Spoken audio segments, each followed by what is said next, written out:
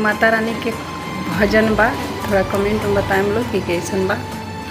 धन्य भइल बा थावे नगरिया बसेलू माई हो, धन्य भइल बा थावे नगरिया बसेलू माई हो।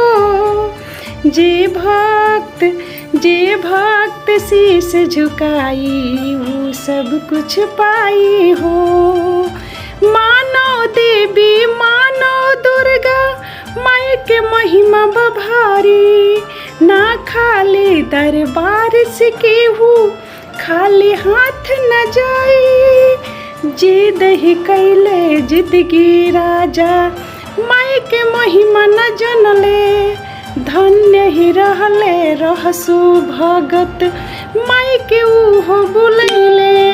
जिंदगी राजा भस्म हो गईले रहसु स्वर्ग में गईले। धन्य भइल बा थावे नगरिया बसेलू माई हो। जे भक्त शीश झुकाई वो सब कुछ पाई हो। जे भक्त शीश झुकाई वो सब कुछ पाई हो। राधे राधे।